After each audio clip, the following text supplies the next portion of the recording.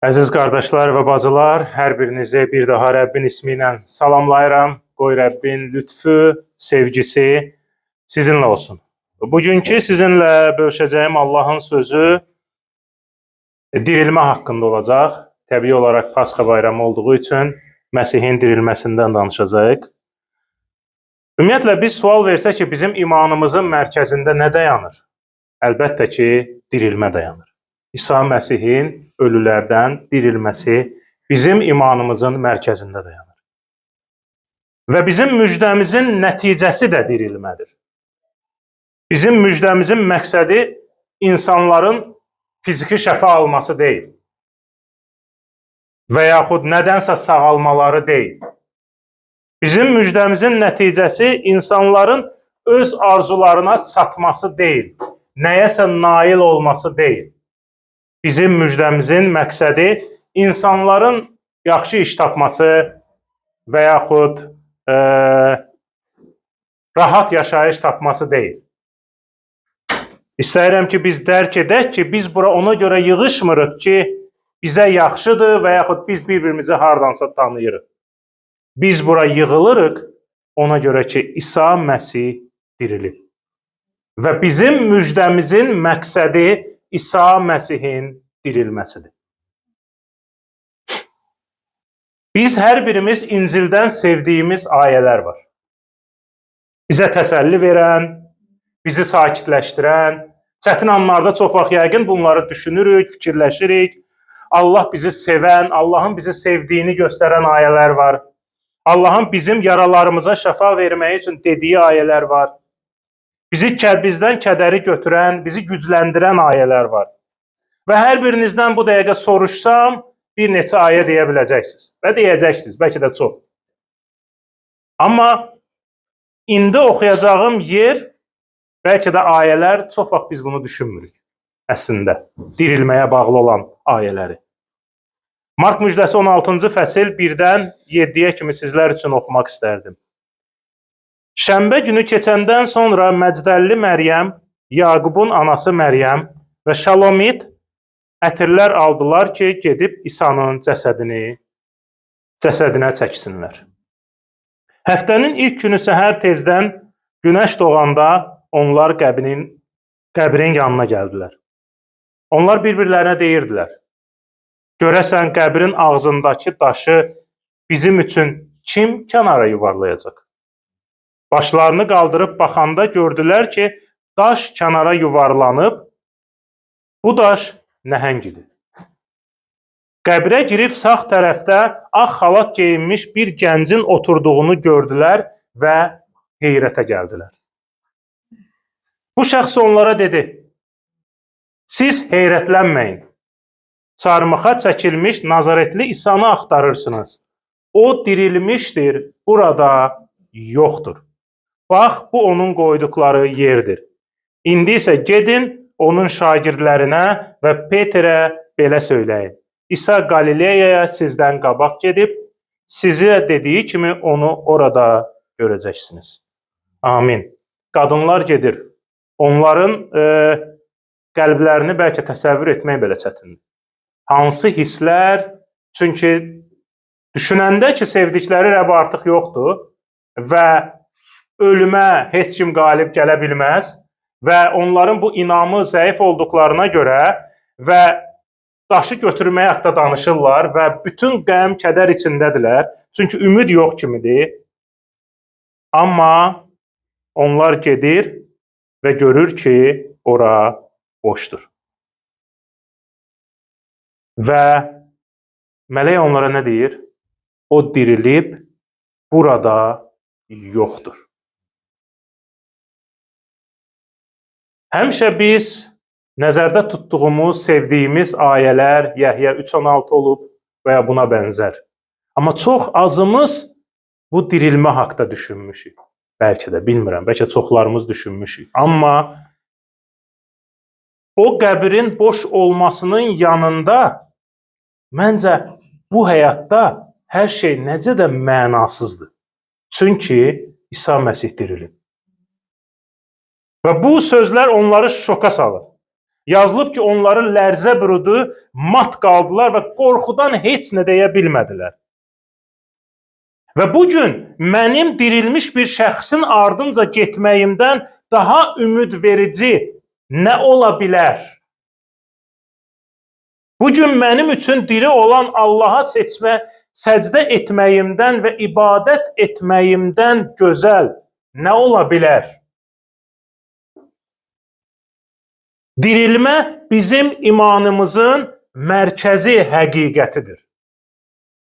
Kənarda bir yerdə olan həqiqətlərdən biri deyil. Bu həqiqət ən birincilərindəndir və ən birincisidir. Əgər mən Məsihdən danışıramsa, həyatımı ona verdiyimdən danışıramsa, amma dirilmədən danışmıramsa, müjdənin mənası itir və həqiqət tam olmur. Bu, yarımçıq olur.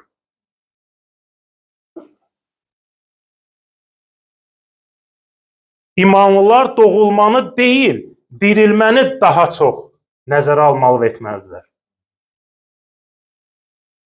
Və biz görürük, dirilmə haqqında əslində 4 müjdəyə baxanda İsa Məsihin doğulması haqqında hər birində yazılmayıb. Amma İsa Məsihin dirilməsi haqqında 4 müjdənin 4-ündə də yazılıb. Və dirilmə haqqında həddən çox ayələr var.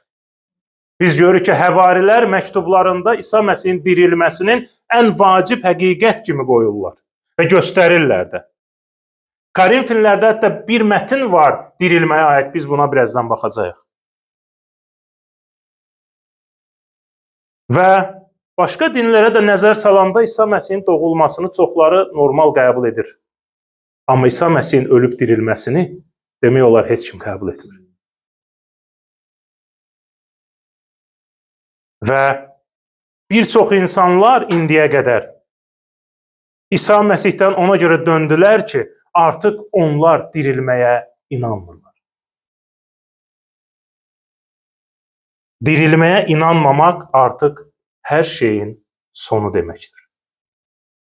Bu iman yoxdursa, səndə olan məsihçiliyin heç bir mənası və məqsədi yoxdur. Və mən bir insan tanıyırdım. O ömrü boyu İsa Məsihin ardınca gedib, bəlkə məndən bir neçə yaş böyük olar, ya olmaz. Və bir çox xidmətlərə dəstək olub. Və 2 il öncə Pasxa ərəfəsində o mənə bir məktub yazdı. Və o məktubla mən e-mailimi açıb qarşılaşanda mən şok vəziyyətində idim.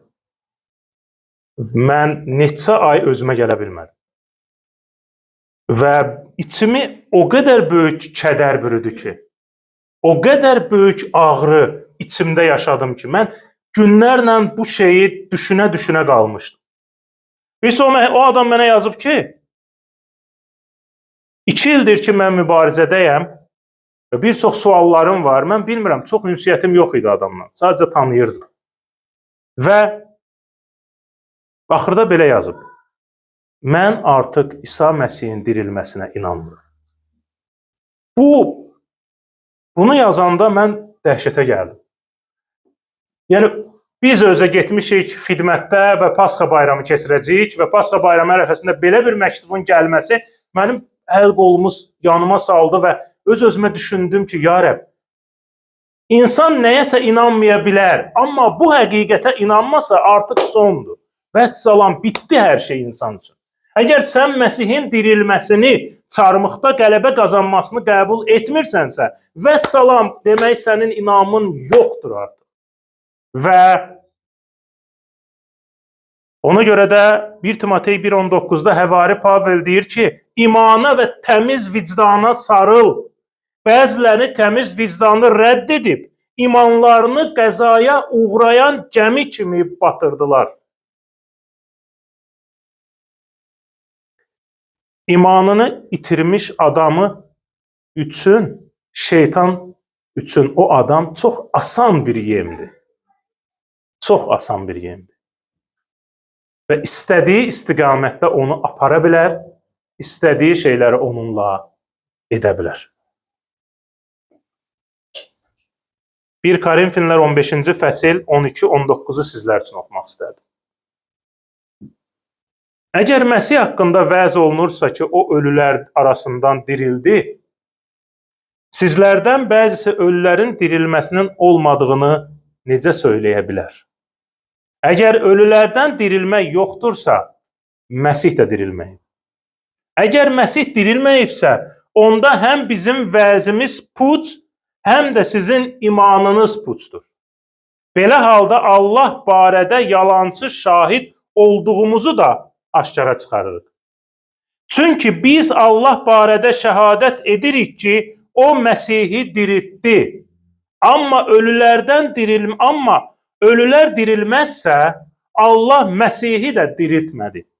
Çünki əgər ölülər dirilməsə, Məsih də dirilməyib. Əgər Məsih dirilməyibsə, imanınız da əbəsdir, siz də hələ də günahlarınız içindəsiniz. Onda Məsihdə vəfat edənlər əbədilik öldülər. Əgər yalnız bu həyat üçün Məsihə ümid bağlamışıqsa, biz hamıdan yazığıq. İnanın, bu ayələr bir neçə ayədir. Mən bu ayələrə baxanda, o qədər dərin fikirlər Həvari Pavel deyir. O qədər dərin fikirlər deyir. Nə badə şeytana icazə verək ki, bizim bu ürəyimizə bu barədə şübhələr əksin. Bu ən təhlükəli şübhədir. Çünki bizim imanımızın bünövrəsi Məsihin dirilməsidir. Məsihçilik bir insan olsa, onun ürəyi və beyni dirilmədir. Məsihçilik bir bina olsa, onun fundamenti dirilmədir. Məsihçilik bir ağac olsa, onun kökü dirilmədir. Bizim ürəyimiz bununla döyünür, beynimiz bununla işləyir. Paul deyir, əgər Məsih dirilməyibsə, bizim vəzimiz də, imanımız da puçdur. Puç sözünün mənası bilirsiniz gedir burada?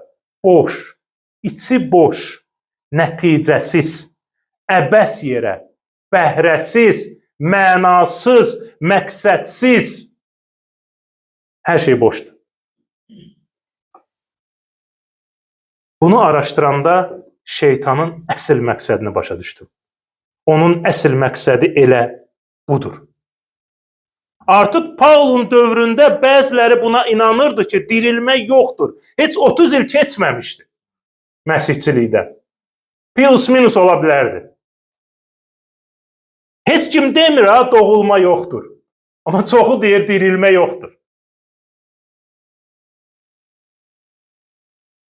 Dirilmə yoxdursa, içi boş, məqsədsiz həyat yaşayırıq. Dirilmə yoxdursa, bütün sözlərimizin gücü də yoxdur. Dirilmə yoxdursa, o zaman bütün etdiyimiz xidmətlər boşdur. Dirilmə yoxdursa, biz onda boş yerə zəhmət çəkirik. Əziyyət çəkirik, təqib olunuruq, imanımızı saxlamağa çalışırıq. Və dirilmənin olmadığını sübut etmək üçün əsrlər boyu onlarla hadisələr danışırlar. Və minlərlə insanı bu hadisələrlə azdırıblar.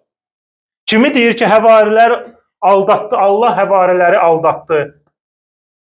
Kimi deyir ki, əslində başqa insan çarmıxa çəkildi, amma üzü İsa Məsihin üzü idi. Kimi deyir ki, bu sadəcə halüsinasiyadır, İsa Məsih orada ölmədi, oğurladılar, sonra getdi, nə bilim, Hindistanda nə etdi, müjdə verdi, nə etdi. Hərə bir şey deyir. Və insanlara bunu niyə deyirlər? Ona görə ki, İsa Məsihin dirilməsinə inanmasınlar. Heç kim demir ki, İsa Məsih orada doğulmadı ya burada doğulmadı. Yanlış təlim də desə də yenə doğulduğunu qəbul edir. Amma İsa Məsihin ölüb dirildiyini qəbul etməmək üçün şeytan yüzlərlə fikir atır və minlərlə, bəlkə milyonlarla insanı azdırıb məhvə aparır. Amma İncil bizə deyir, İsa Məsih öldü və 3-cü gün dirildi. Efeslər 6-cı fəsili sizlər üçün oxumaq istərdim 11-17-yə qədər. İblisin hilələrinə qarşı dura bilmək üçün Allahın verdiyi bütün zireh və silahlara bürün. Çünki mübarizəmiz qandan və ətdən ibarət olan insanlara qarşı deyil, şər başçılarına, hakim olanlara, bu qaranlıq dünyanın hökmranlarına, səmadakı ruhani şər qüvvələrə qarşıdır. Buna görə Allahın bütün zireh və silahlarına bürünün ki, pis gündə müqavimət göstərib əlinizdən gələn hər şeyi etdikdən sonra dayana biləsiniz. Beləliklə, həqiqəti kəmər kimi belinizə bağlamış, salihliyi zireh kimi döşünüzə taxmış, barışıq müjdəsini yaymağa hazırlığı ayaqlarınıza geyinmiş olaraq yerinizdə durun. Beləliklə, yerinizdə durun. Bütün bunlara əlavə olaraq, şər olanın bütün yanar oxlarını söndürə bilmək üçün iman qalxanını əlinizdə tutun. Xilas təbilqəsini və ruhun qılıncını, yəni Allahın kəlamını götürün. Bunlar çox sadə ayələr deyil. Hər birinə oturub baxsaq, çox dərin, məqsədli ayələrdir. Həvari Paul başa düşürdü ki, şeytan nələr etmək istəyir. Ona görə o bu sözləri deyirdi. Bir imanlı çox gözəl deyib. Deyir ki, imanlı heç vaxt bu zirehləri çıxartmalı deyil, hətta yatanda belə. Biz buna bürünməliyik. Əsl Məsihin əskərləri kimi buna bürünməliyik və heç vaxt bunu çıxarmalı deyilik. Çünki biz yata bilərik, amma şeytan heç vaxt yatmır. O bizi yıxmaq üçün, bizi əzmək üçün hər şeyi edir. Və biz bəxtəvərik çünki Məsih dirilib. Biz xoşbəxtik çünki İsa Məsih dirilib. Və bilirsiniz, həmişə İsa Məsih bizə qoyub getdiyi, sonda bunu deməksin. İsa Məsihin bizə qoyub getdiyi və bizim hər dəfə etdiyimiz nədir? Rəbbin süfrəsi. Niyə biz hər ay İsa Məsihin doğulmasını etmirik? Amma hər ay Rəbbin süfrəsini edirik. Niyə Rəbb bizə bunu qoyub gedir? Ona görə İsa Məsih nə deyir? Unutmayın. Unutmayın. Biz unutqanıq. Çox unutqanıq. Gəlin bir anlıq 5 il əvvəl İsa Məsihin həyatımızda etdiyinizi xatırlasaq, xatırlamayacaq. Çoxunu xatırlamayacaq, səmimi deyirəm. Amma İsa Məsih çarmıxda ölüb dirilməklə hər ay bizim yadımıza salmaq istəyir ki, biz unutmayaq o bizim üçün nə etdi. Yəni, həqiqətən də düşünək, heç vaxt unutmayaq ki, İsa Məsih çarmıxda bizim üçün nə etdi. Qoy Rəbb sizə xeyir dua versin və bərəkətləsin.